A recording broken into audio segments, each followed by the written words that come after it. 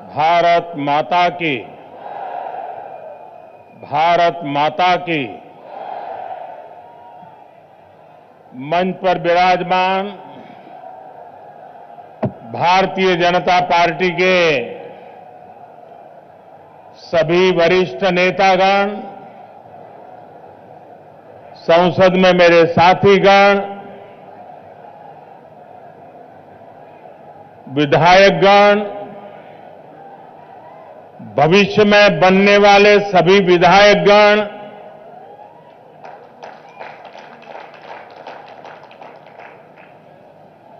और विशाल संख्या में पधारे हुए दिल्ली के मेरे प्यारे भाइयों और बहनों, दिल्ली में चुनाव की घोषणा के बाद ये मेरी पहली जनसभा है। बीते कई दिनों से भारतीय जनता पार्टी और सहयोगी दलों के कई वरिष्ठ नेता, तमाम उम्मीदवार, कार्यकर्ता और यहां के जागरूक नागरिक आपके बीच आ रहे हैं, अपनी बात रख रहे हैं। दिल्ली के लोगों का मन क्या है, ये बताने की जरूरत नहीं है, साफ साफ दिखाई दे रहा है।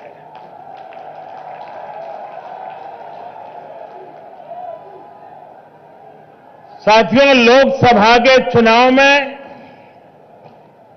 दिल्ली के लोगों के एक एक वोट ने भारतीय जनता पार्टी की ताकत बढ़ाई। सातों की सातों सीटें देकर दिल्ली के लोगों ने तब भी बता दिया था कि वो किस दिशा में सोच रहे हैं। दिल्ली के लोगों के वोट ने देश बदलने में बहुत बड़ी मदद की है। अब दिल्ली के लोगों का वोट अपनी दिल्ली को भी बदलेगा और आधुनिक बनाएगा, सुरक्षित बनाएगा, यहां रहने वाले लोगों का जीवन और आसान बनाएगा।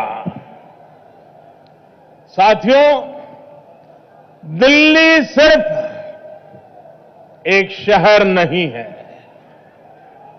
बल्कि दिल्ली ये हमारे हिंदुस्तान की धरोहर है। ये भारत के भिन्न भिन्न रंगों को एक जगह समेटे हुए एक जीवित परंपरा है।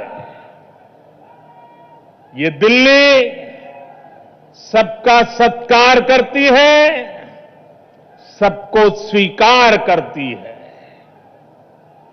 बंटवारे के बाद जो लोग यहां आए, देश के अलग अलग हिस्सों से अपने सामर्थ्य को आजमाने जो लोग यहां आए, हर किसी हिंदुस्तानी को दिल्ली ने दिल में जगह दी है। जो यहां बस गए, उन्होंने भी पूरे तन, मन और श्रम से दिल्ली को आज यहां पहुंचाया है। दिल्ली के विकास में हर दिल्ली वासी के पसीने की महक है। ये चुनाव दिल्ली के इसी गौरव को 21वीं सदी की पहचान और शान देने का संकल्प है। ये चुनाव एक ऐसे दशक का पहला चुनाव है जो 21वीं सदी के भारत का और 21वीं सदी में भारत की राजधानी का भविष्य तय करने वाला है। और इसलिए 8 फरवरी को पड़ने वाला वोट सिर्फ सरकार बनाने के लिए नहीं, इस दशक में दिल्ली के विकास को नई ऊंचाई पर पहुंचाने के लिए होगा। और ये काम कौन कर सकता है? वो भारतीय जनता पार्टी जो अपने हर संकल्प को पूरा करती है, जो कहती है वो करती है।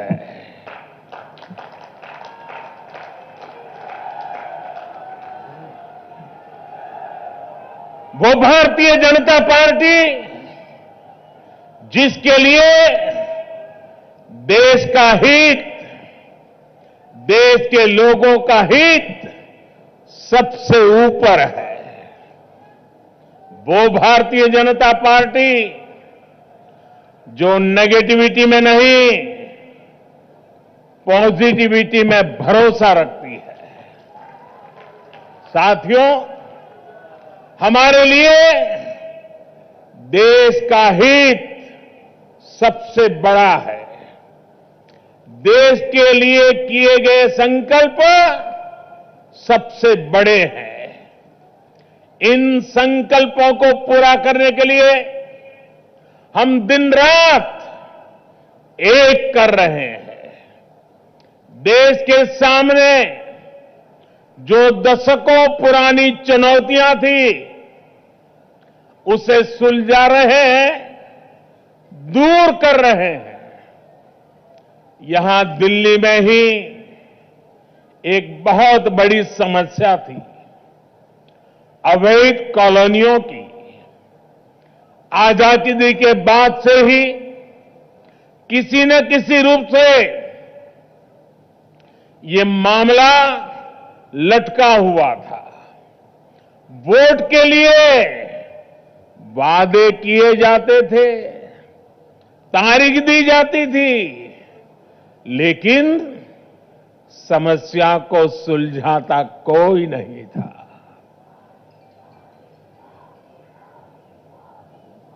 दिल्ली के 40 लाख से ज्यादा लोगों, जिसमें बड़ी संख्या में यहां पूर्वी और उत्तर पूर्वी दिल्ली के लोग हैं, उन्हें उनके जीवन की सबसे बड़ी चिंता से हमारी सरकार ने मुक्त किया है।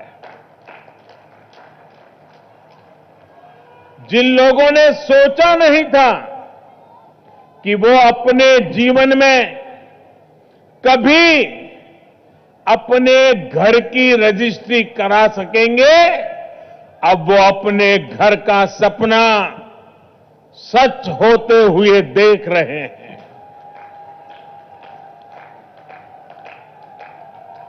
ये दिल्ली के लोगों से भाजपा का वादा था। उस वादे को हमने निभाया, हमने उसे पूरा करके दिखाया। तमाम रोड़ों के बावजूद, रुकावटें डालने वालों ने कोई कमी नहीं रखी, लेकिन इन सब के बावजूद संसद से सीधे कानून बनाकर भाजपा के नेतृत्व वाली केंद्र सरकार ने दिल्ली को यह अधिकार दे दिया है। अब आपको सरकारी बुलडोजर की चिंता से भी मुक्ति मिल चुकी है और गरिमापूर्ण जीवन का अधिकार भी मिला है। भाइयों और बहनों, 11 फरवरी के बाद जब दिल्ली में भाजपा की एनडीए की सरकार बनेगी तो इन सभी कॉलोनियों में विकास के काम और तेजी से आगे बढ़ेंगे। दिल्ली बीजेपी ने ये भी संकल्प लिया है, अपने संकल्प पत्र में, घोषणा पत्र में कहा है कि इन कॉलोनियों को तेज विकास के लिए कॉलोनी डेवलपमेंट बोर्ड बनाया जाएगा। मैं दिल्ली भाजपा को बहुत बहुत बधाई देता हूं उनके इस निर्णय के लिए। यही नहीं, जहां झुग्गी वहां पक्का घर भी बनेगा। झुग्गी में रहने वाले परिवारों को पक्का घर देने के लिए तेजी से काम किया जाएगा। ऐसा घर जिसमें टॉयलेट होगा, बिजली होगी, गैस कनेक्शन होगा, नल होगा और नल में जल होगा और जल भी शुद्ध होगा।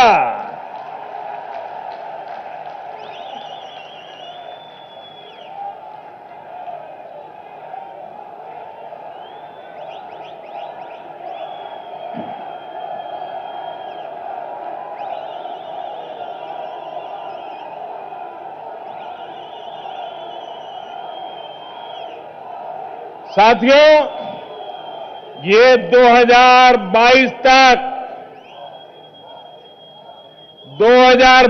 तक हमने सपना देखा है, हर गरीब बेघर को अपना पक्का घर देने के संकल्प का हमारा जो फैसला है उसी का ये हिस्सा है। प्रधानमंत्री आवास योजना की यही भावना है। इस योजना के तहत देश में गरीबों के लिए 2 करोड़ से अधिक घर बनाए जा चुके हैं। लगभग 2 करोड़ नए घर हमारी सरकार और बनाने जा रही है। भाइयों बहनों, दुनिया के लोग जब 2 करोड़ घर शब्द सुनते हैं ना तो चौंक जाते हैं। उनके देश की टोटल जनसंख्या से ज्यादा घर हमने बना दिए हैं। लेकिन मेरे दिल्ली के भाइयों बहनों, मैं आज मेरा दर्द आपको भी बताना चाहता हूं। इतना सारा काम देश में हुआ, गरीबों को रहने के लिए घर मिले, लेकिन यहां जो सरकार है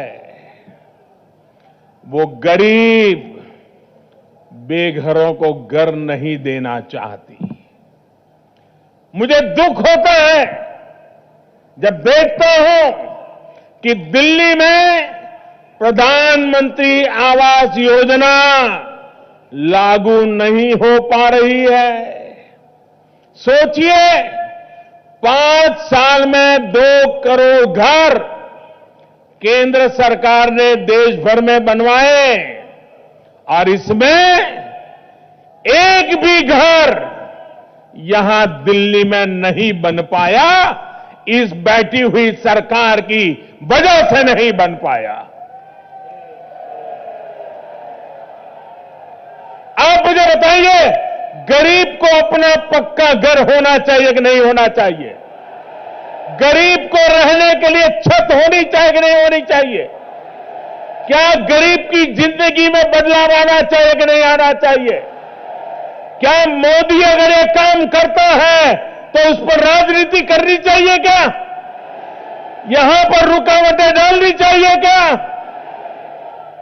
भाइयों बहनों, हर बेघर अपना घर चाहता है।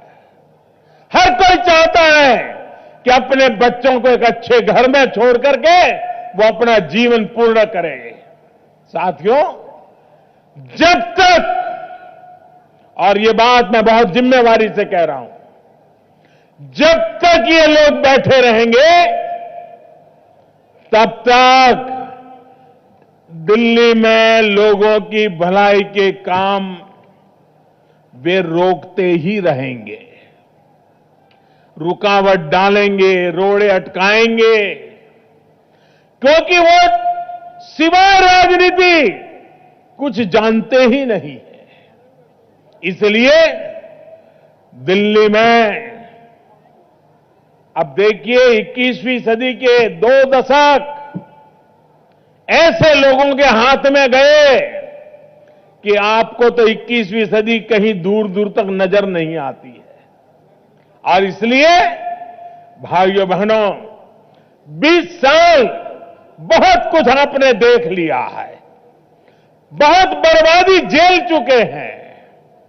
अब तो एक ही रास्ता बचा है और इसलिए दिल्ली में भाजपा का आना जरूरी है।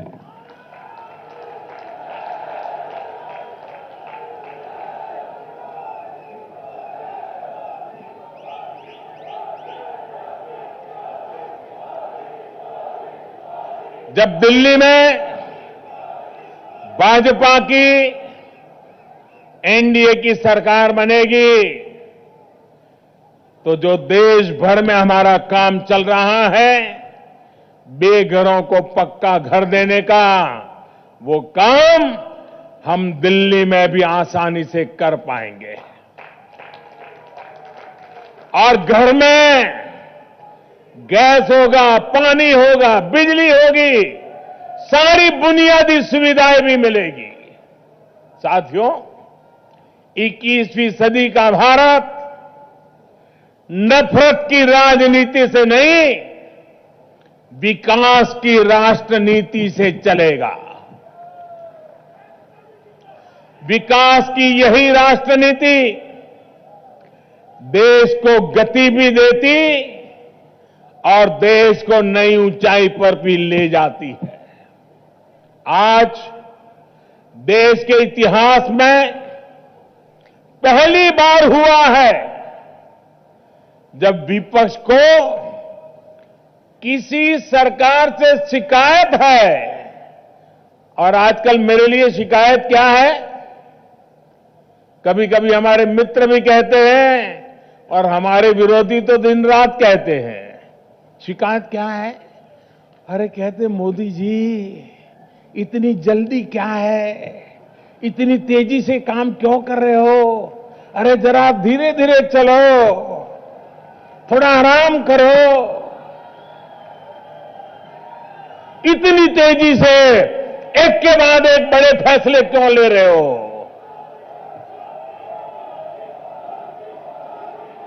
इसकी जरूरत क्या है? साथियों,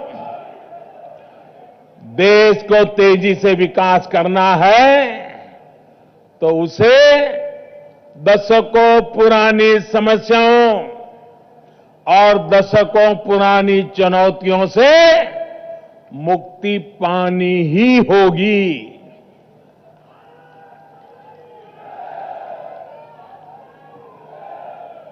आपने देखा होगा, घर में भी दिवाली के समय अगर दीवार को रंग लगाना है तो पहले पुराना जो कुछ भी है उखाड़ करके निकालते हैं कि नहीं निकालते हैं? तब जाकर के नया रंग भी लगता है ना। हर कोई पुरानी जो बुराइयां हैं, कठिनाइयां हैं, बंधन है, उससे मुक्ति पहले लेनी ही पड़ती है। और पूरे देश की यही अपेक्षा है, यही जनादेश है, और दिल्ली और देश के इसी आदेश पर हम काम कर रहे हैं। भाइयों और बहनों, मैं जरा थोड़ी झलक दिखाना चाहता हूं आपको, काम कैसे होता है। तेज गति से क्यों करना पड़ रहा है? एक के बाद एक बड़े फैसले क्यों लेने पड़ रहे हैं? अब आप देखिए,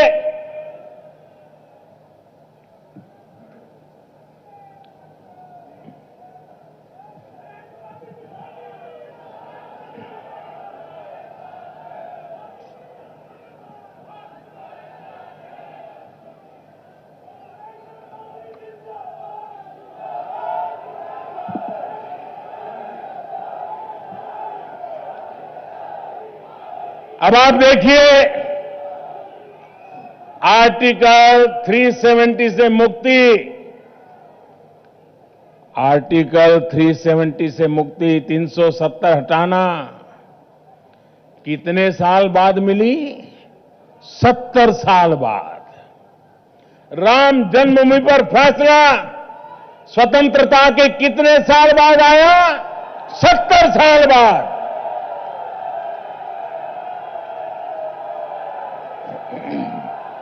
करतारपुर साहिब कॉरिडोर कितने साल बाद बना?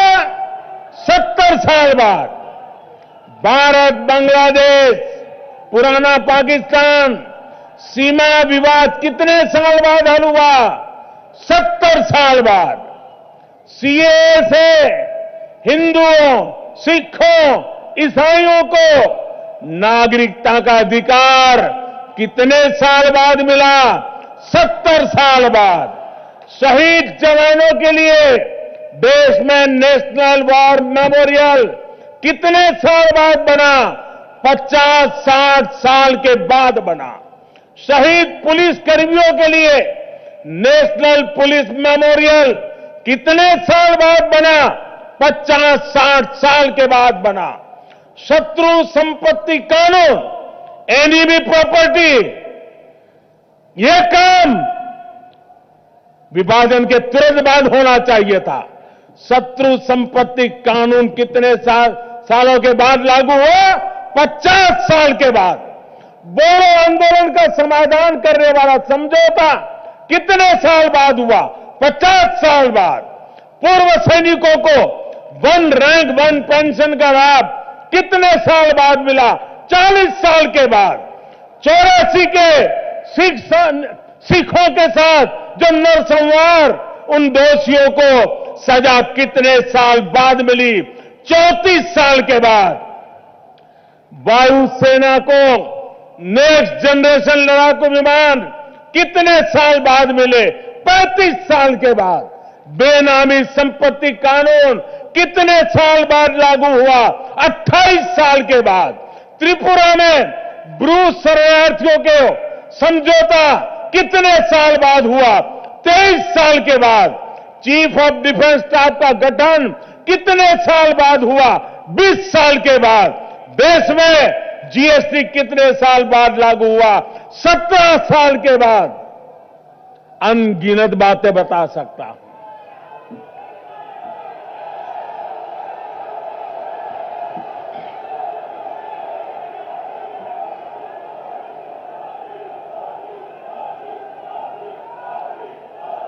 सुनकर के आपको भी लगता होगा कि पहले की सरकारों ने कैसे कैसे देश को उलझा के रखा हुआ था। आप मुझे बताइए, क्या मुझे भी ऐसे ही चलना चाहिए कि समस्याओं को सुलझाना चाहिए? सुलझाना चाहिए कि नहीं सुलझाना चाहिए? साथियों, ये फैसले पहले भी लिए जा सकते थे। ये समस्या पहले भी सुलझाई जा सकती थी, लेकिन जब स्वार्थ नीति ही राजनीति का आधार हो तो फैसले टलते भी हैं और अटकते भी हैं। आज देश इस पहचान से आगे बढ़ चला है। आज देश में अटके और लटके विवादों और विषयों का समाधान तो हो ही रहा है। कई ऐसे फैसले भी लिए गए जो पहली बार हुआ है। पहली बार लाल बत्ती के रौब से भारतीयों को मुक्ति देने का काम किया है। पहली बार सामान्य वर्ग के गरीबों को आरक्षण का अधिकार मिला। पहली बार 5 लाख रुपए तक की आय पर इनकम टैक्स जीरो हो गया। पहली बार काले धन की हेराफेरी करने वाली 3.5 लाख संदिग्ध कंपनियों को ताला लग गया। पहली बार उद्यमियों को बिजनेस से सम्मानजनक एग्जिट का मार्ग देने वाला आईबीसी कानून बना। पहली बार देश के हर किसान परिवार के बैंक खाते में सीधी मदद पहुंची। पहली बार किसानों, मजदूरों, छोटे व्यापारियों को पेंशन की सुविधा मिली।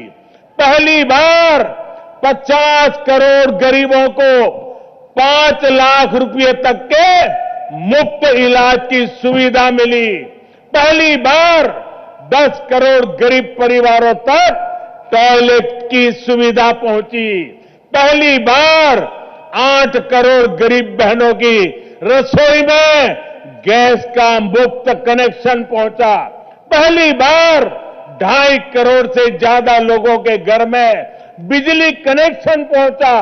पहली बार नाबालिगों से रेप करने के केस में फांसी की सजा का प्रावधान हुआ। पहली बार मुस्लिम बहन बेटियों को 3 तलाक से जुल्म और ज्यादती से मुक्ति मिली। और पहली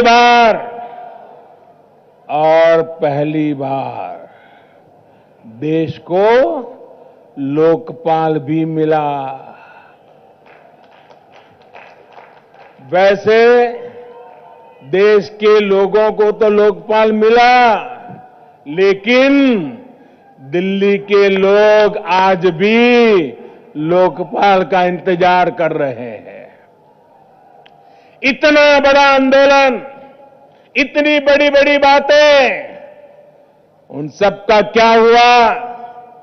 साथियों, जब नीयत साफ होती है तभी फैसले लिए जाते हैं, तभी सही विकास हो पाता है। 21वीं सदी में दिल्ली का विकास और तेज गति से हो, आधुनिक इंफ्रास्ट्रक्चर हो,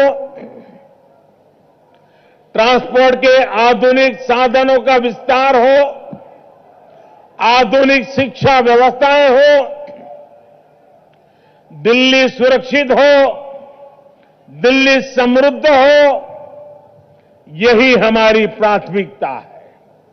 साथियों, शनिवार को जो बजट आया है वो इस साल के लिए ही नहीं बल्कि इस पूरे दशक को दिशा देने वाला है।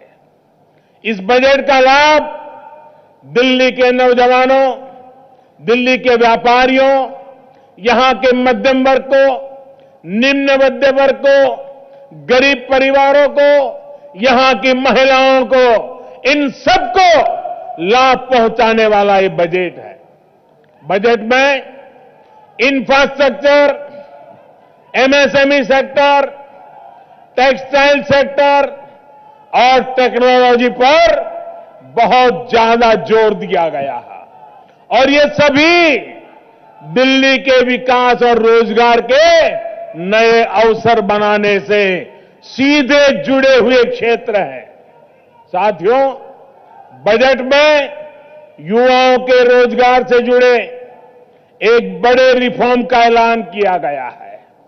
ये रिफॉर्म है नॉन गैजेटेड सरकारी नौकरियों में अलग अलग एग्जाम की परेशानी से अब युवाओं को मुक्ति दिलाने का काम। केंद्र सरकार की भर्तियों में इंटरव्यू खत्म करने से करप्शन पर चोट हुई। अब इस नए कदम से युवाओं की बहुत बड़ी टेंशन समाप्त होगी। साथियों, अभी तक सरकार की ग्रुप बी और सी की जितनी भी भर्तियां निकलती है, उनके लिए अलग अलग एग्जाम देने पड़ते हैं। और यहां दिल्ली में तो अनेक ऐसे इलाके हैं जहां देश भर से आए अनेक युवा अलग अलग परीक्षाओं की तैयारी के लिए कोचिंग लेते हैं। स्टूडेंट्स भी तनाव में, मां बाप को भी टेंशन, ऊपर से एक्स्ट्रा खर्चा लग जाता है। भाइयों और बहनों, अब एक ही कॉमन ऑनलाइन एग्जाम से ही एक ही परीक्षा ली जाएगी और उसके आधार पर ही अलग अलग सेवाओं में जाने का रास्ता खुलेगा। रेलवे में जाना है, बैंक में जाना है, सरकारी किसी व्यवस्था में जाना है, एक ही व्यवस्था से रास्ते खुल जाएंगे। इसी व्यवस्था के देखरेख के लिए नेशनल रिक्रूटमेंट एजेंसी का गठन किया जा रहा है। साथियों, दिल्ली के व्यापारियों के साथ, यहां के कारोबारियों के साथ भाजपा का बहुत पुराना भी रिश्ता है और बहुत करीबी रिश्ता भी है। भाजपा का हमेशा से प्रयास रहा है कि व्यापारियों की दिक्कतें कम हो, उनके परेशानी कम हो और वो खुलकर अपना काम कर पाए। यहां के व्यापारियों को आसानी से लोन मिले, जल्दी से जल्दी लोन मिले, कैश फ्लो में दिक्कत न हो, इसके लिए बीते वर्षों में हमने अनेक कदम उठाए हैं। अब इस बार के बजट में एक और बड़ा निर्णय लिया गया है। साथियों, अभी तक 1 करोड़ रुपए तक के टर्नओवर वाले लघु उद्योगों को, व्यापारियों को ऑडिट कराना पड़ता था, चार्टर्ड अकाउंटेंट से ऑडिट करवाना पड़ता था। अब इस सीमा को 5 करोड़ रुपए तक बढ़ाया दिया गया है। इसका मतलब हुआ कि पहले 1 करोड़ तक आपको चार्टर्ड अकाउंटेंट को पैसा देना पड़ता था, सीए की रिपोर्ट लेनी पड़ती थी। अब 5 करोड़ तक ये कोई खर्चा करने की जरूरत नहीं है।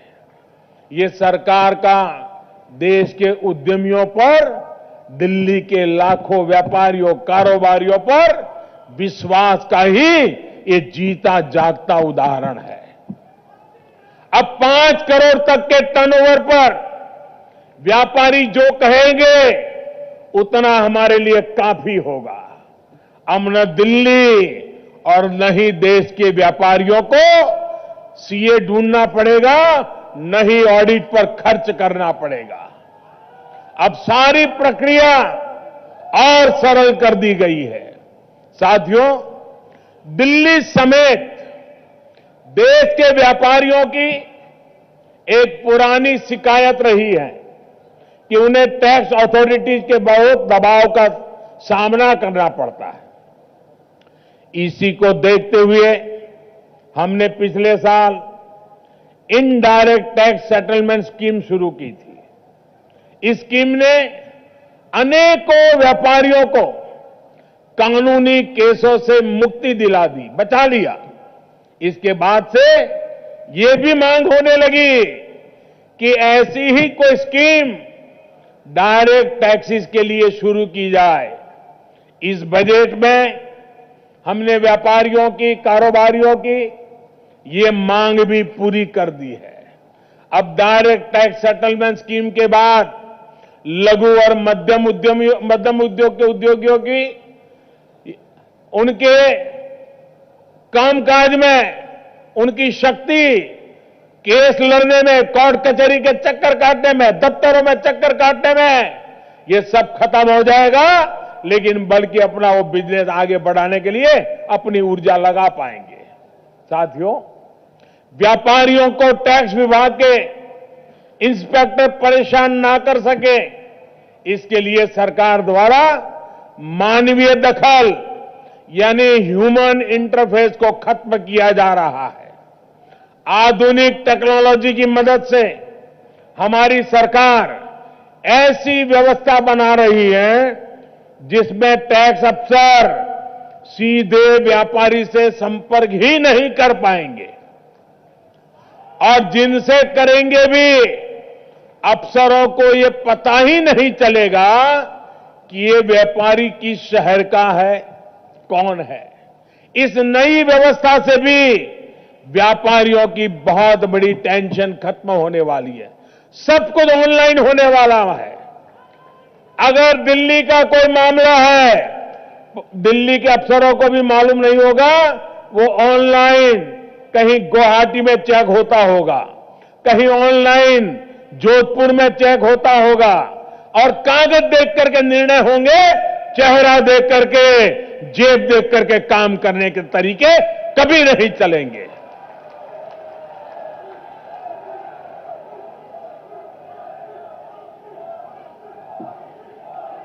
भाई और बहनों, दिल्ली, एनसीआर देश में इलेक्ट्रॉनिक्स, आईसीटी और दूसरी नेक्स्ट जनरेशन से जुड़ी टेक्नोलॉजी की मैन्युफैक्चरिंग का भी हब है। भारत इस सेक्टर में दुनिया में तेजी से आगे बढ़ रहा है। इसको विस्तार देते हुए बजट में अनेक प्रावधान किए गए हैं। मोबाइल फोन का निर्माण हो, डेटा सेंटर पार्क की स्थापना हो, बायोटेक्नोलॉजी हो, इसके लिए अनेक इनिशिएटिव लिए गए हैं। यही नहीं, 21वीं सदी में जो नई औद्योगिक क्रांति आ रही है, उसमें भारत अपनी टेक्नोलॉजी के मामले में कभी पीछे ना रहे, इसके लिए भी कदम उठाए जा रहे हैं। आर्टिफिशियल इंटेलिजेंस हो, इंटरनेट ऑफ थिंग्स हो, 5G टेक्नोलॉजी हो, इसमें रिसर्च और डेवलपमेंट को प्रोत्साहित किया जा रहा है। यही प्रयास हमारे युवाओं को भविष्य के रोजगार के लिए तैयार करेंगे और भारत को दुनिया का टॉप स्टार्टअप नेशन बनाएंगे। साथियों, स्टार्टअप्स में ईसॉप्स को लेकर बजट में जो ऐलान हुआ है, वो देश में स्टार्टअप इकोसिस्टम को नई ऊर्जा देगा। हमने स्टार्टअप में कर्मचारियों को दिए गए ईसॉप को 5 साल तक के लिए टैक्स फ्री करने की घोषणा कर दी है। स्टार्टअप्स को टैक्स हॉलिडे से भी जुड़ी कई घोषणाएं बजट में की गई है। साथियों, इस बजट में इसका भी ध्यान रखा गया है कि मध्यम वर्ग के टैक्स पेयर के हाथ में ज्यादा पैसे बचे। सरकार ने अब टैक्स की एक नई स्लैब का विकल्प दिया है। ये स्लैब सरल भी है और इसमें टैक्स बचाने के लिए कुछ खास योजनाओं में ही इन्वेस्टमेंट करने का दबाव भी नहीं है। इस स्लैब के तहत साल में 7.5 लाख तक कमाने वाले के लिए तो टैक्स सीधा 20% से घटकर 10% यानी आधा हो गया है। वहीं 15 लाख रुपये सालाना कमाने वाले व्यक्ति के लिए इस टैक्स सिस्टम में लगभग 80,000 रुपये तक की बचत संभव है। साथियों, हमारी सरकार देश के ईमानदार करदाता का हमेशा से सम्मान करती है। देश के विकास से जुड़ी योजनाओं का लाभ गरीबों तक पहुंचाने में उसका बहुत बड़ा योगदान होता है। अब तक देश में ऐसी व्यवस्था रही है कि टैक्स से जुड़े कानून लाकर टैक्स पेयर को यह बताया जाता रहा कि आपको इस कानून का पालन करना है, आपको ये करना है, आपको वो करना है। लेकिन जो लोग इस कानूनों का पालन करवाते हैं, जो टैक्स एडमिनिस्ट्रेशन संभालते हैं, उनकी भी तो देश के टैक्स पेयर के प्रति कुछ जिम्मेदारी बनती है। वो अपनी मनमानी नहीं कर सकते हैं। अब हमारी सरकार टैक्स एडमिनिस्ट्रेटर्स का दायित्व सुनिश्चित करने के लिए एक कानून बनाने जा रही है। टैक्स पेयर्स चार्टर हम अब लाने वाले हैं। इस चार्टर के माध्यम से ईमानदार करदाताओं के हितों की रक्षा की जाएगी। साथियों, इसके अलावा हम बैंकों को मजबूत कर रहे हैं। बैंकों की सेवाओं को देश के लिए, लोगों के लिए और सुविधाजनक बना रहे हैं। बैंकों में जमा आपके पैसे को अधिक सुरक्षा देने के लिए डिपॉजिट पर गारंटी को 1 लाख से सीधा बढ़ाकर 5 लाख रुपए किया गया है। मध्यम वर्ग का व्यक्ति, गरीब व्यक्ति, सीनियर सिटीजन अपनी बचत के पैसे बैंक में जमा करता है, ब्याज का भरोसे गुजारा करता है, और बैंक में कोई गड़बड़ हो जाए तो लोग बता देते हैं आपको 1 लाख रुपया मिलेगा, अगर आपका 3 लाख है तो नहीं मिलेगा। हमने कानून बदल दिया है, 5 लाख रुपये तक वो पैसे लेने का हकदार बनेगा और वो पैसे मिलेंगे, और इसके कारण अधिकतम डिपॉजिटर को सुरक्षा मिल जाएगी। साथियों, जीएसटी की वजह से गरीब और मध्यम वर्ग के जरूरत की लगभग 99% चीजों पर पहले ही टैक्स कम हो गया है। पहले औसत जीएसटी रेट 14.4% था, अब इसे और कम करते हुए 11.8% ले आया गया है। इस वजह से गरीबों के, मध्यम वर्ग के करीब 2 लाख करोड़ रुपए सालाना बच रहे हैं। 2 लाख करोड़ रुपए। जीएसटी ने व्यापारियों को भी अनेक तरह के टैक्सों के जाल से बचाया है। जीएसटी ने अनेकों चुंगियां, चेकपोस्ट खत्म कर दिए हैं। अब हरियाणा या यूपी सामान भेजना हो या वहां से मंगवाना हो, दिल्ली के व्यापारियों की दिक्कतें कम हुई हैं। अब तो फास्टैग भी आ गया है, जिससे आना जाना और आसान हुआ है। साथियों, कपड़ा उद्योग यानी टेक्सटाइल दिल्ली में भी और देश के भी सबसे बड़े एम्प्लॉयर में से एक है। बीते 3 दशक से मांग हो रही थी कि मैन मेड फाइबर का निर्माण भारत में हो। इसके लिए उसके रॉ मटेरियल्स के ड्यूटी स्ट्रक्चर में बदलाव किया जाए। इस बजट में ये बहुत बड़ा रिफॉर्म किया गया है। इसी तरह टेक्निकल टेक्सटाइल का लाभ भी दिल्ली के लोगों को मिलने वाला है। साथियों, उद्योग के विस्तार का और रोजगार के नए अवसर बनाने का सीधा संबंध आधुनिक इंफ्रास्ट्रक्चर से है। इसी को ध्यान में रखते हुए अगले 5 साल में 100 लाख करोड़ रुपए से अधिक का इंफ्रास्ट्रक्चर देश में बनाया जाएगा। इसमें हाईवे बनेंगे, एक्सप्रेसवे होंगे, मेट्रो लाइन होगी, रैपिड इकोनॉमिक कॉरिडोर होंगे, वाटरवेज होंगे, नए एयरपोर्ट होंगे। इस बजट में दिल्ली में रैपिड ट्रांजिट सिस्टम के लिए लगभग 2,500 करोड़ रुपए की व्यवस्था भी की गई है।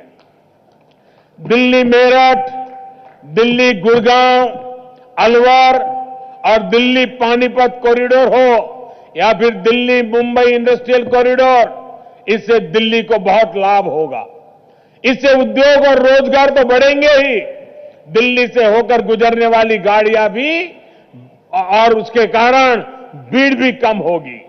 साथियों, दिल्ली और देश के अन्य शहरों में प्रदूषण की स्थिति से निपटने के लिए भी सरकार गंभीरता से प्रयास कर रही है। इस साल के बजट में 4400 करोड़ रुपए शहरों में प्रदूषण को कम करने के लिए रखे गए हैं। साथियों, मिडिल क्लास और गरीबों को सस्ता और उत्तम स्वास्थ्य देने के लिए भी इस बजट में व्यवस्था की गई है।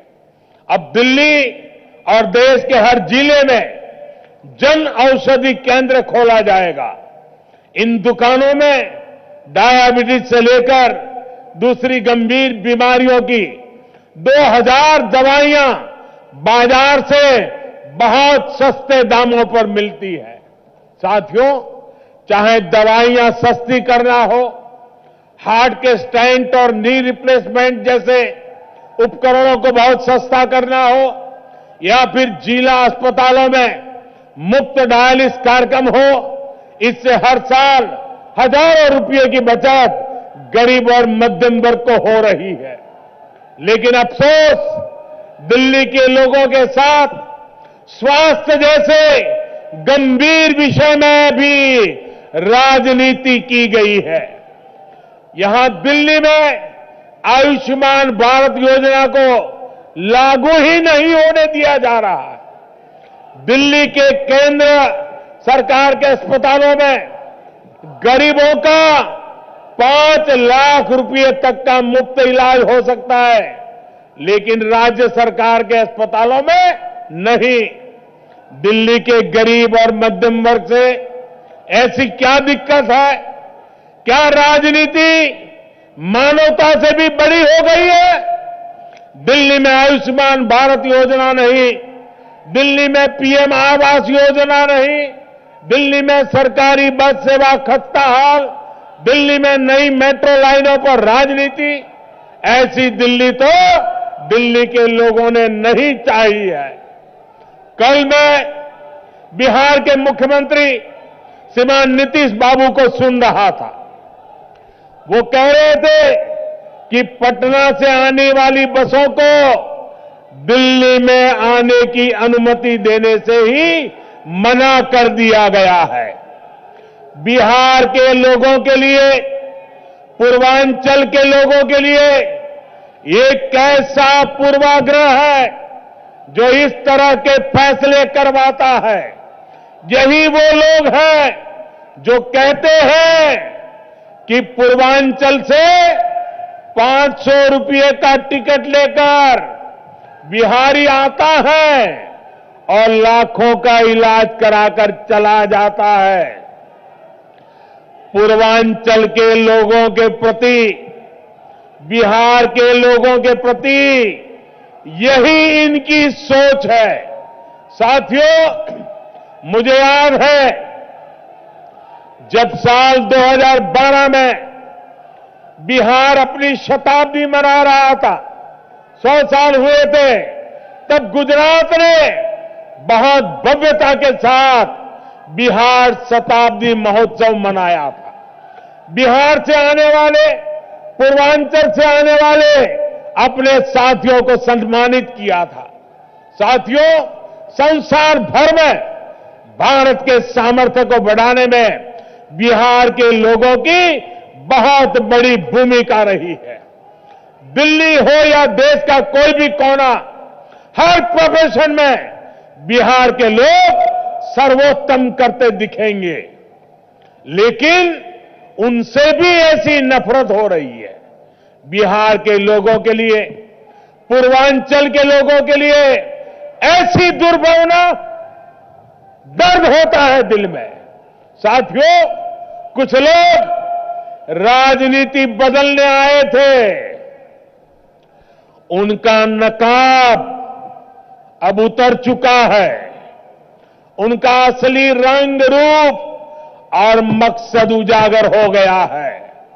लेकिन याद है आपको, जब सर्जिकल स्ट्राइक हुई थी, तब यही दिल्ली में देश की सेना पर हमारे वीर जवानों को कटघरे में खड़ा कर देने वाले लोग आए थे। ये लोग शक कर रहे थे कि हमारे जवानों ने आतंकियों को घर में घुसकर मारा भी है या नहीं मारा।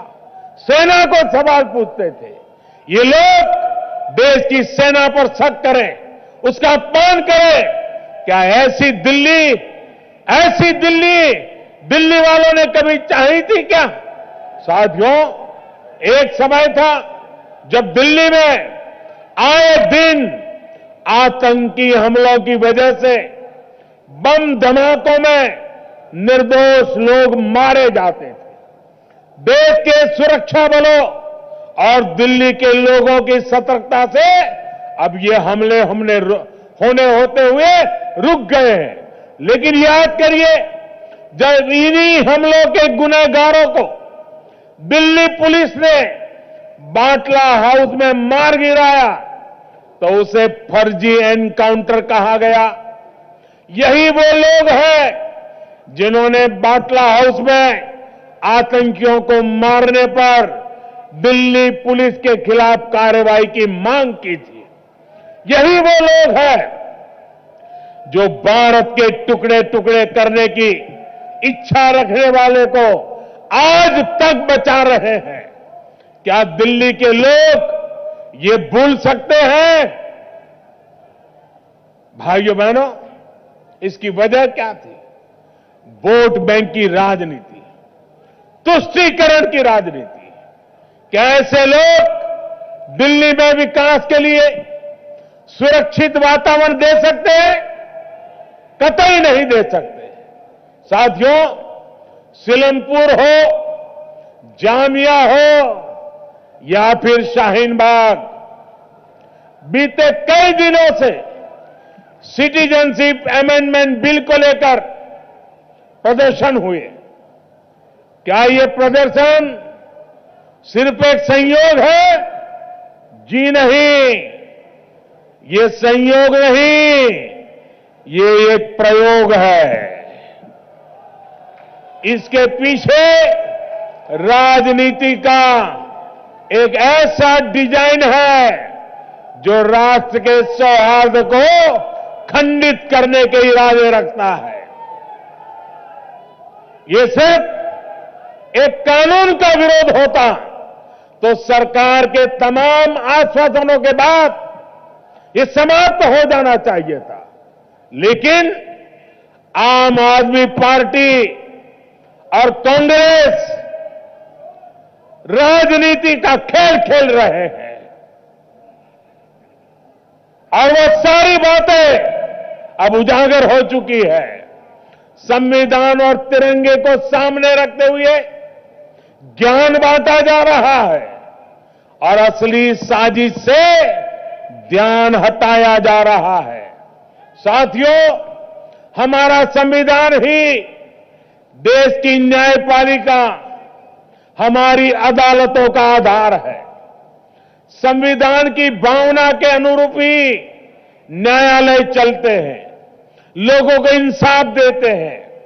समय समय पर अलग अलग केसों में अदालतों की, हमारे देश की सर्वोच्च अदालत की भावना यही रही है कि विरोध प्रदर्शनों से सामान्य मानवी को दिक्कत न हो, देश की संपत्ति का नाश न हो। प्रदर्शनों के दौरान हुई हिंसा, तोड़फोड़, आगजनी पर हमेशा सुप्रीम कोर्ट, हाई कोर्ट ने अपनी नाराजगी जताई है। लेकिन ये लोग अदालतों की परवाह नहीं करते हैं, ये कोर्ट की बात ही नहीं मानते और बातें करते हैं संविधान की। जिस संविधान ने न्यायपालिका को बनाया और न्यायपालिका जो कह रही है उसको मानने को तैयार नहीं और दुनिया को संविधान दिखा रहे हो। अब देखिए, इस वजह से कितनी दिक्कत हो रही है। दिल्ली से नोएडा आने जाने वाले लोगों को दिल्ली की जनता इसे देख भी रही है, समझ भी रही है।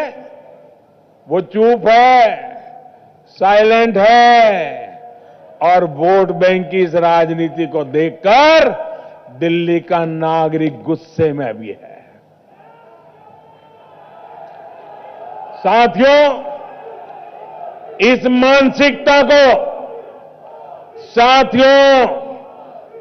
मानसिकता को यही रोकना जरूरी है।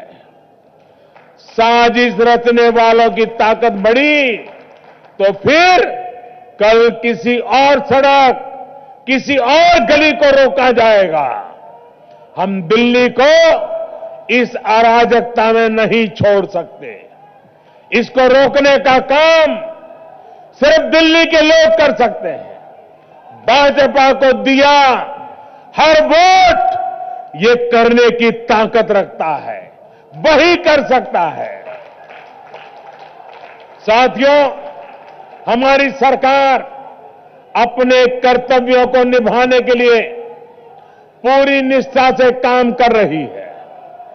दिल्ली में भाजपा के नेतृत्व में राज्य सरकार बनने के बाद दिल्ली और यहां के लोगों के विकास को और तेज किया जाएगा।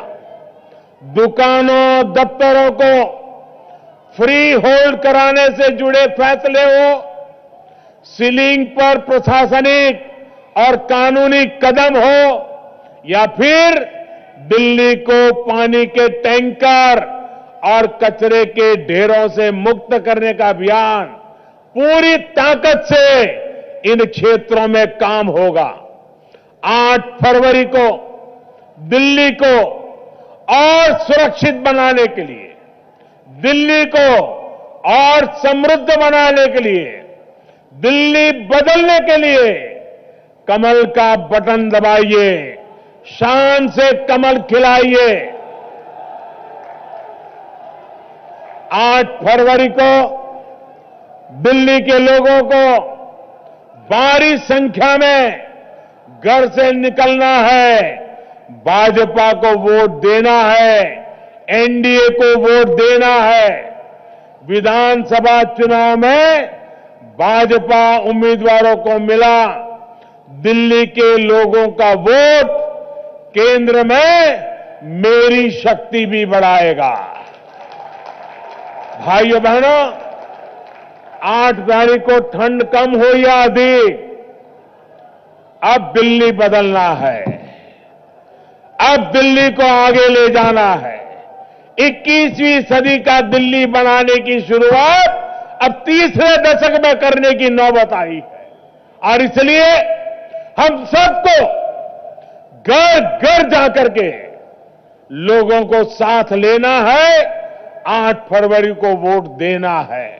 मैं फिर एक बार आप सभी का और सभी उम्मीदवारों को बहुत बहुत शुभकामनाएं देते हुए, आप इतनी बड़ी मात्रा में हमें आशीर्वाद देने के लिए आए, हमारे उम्मीदवारों को आशीर्वाद देने के लिए आए, इसके लिए मैं आप सबका आभार व्यक्त करता हूं। मेरे साथ बोलिए, भारत माता की, भारत माता की, भारत माता की। बहुत बहुत धन्यवाद।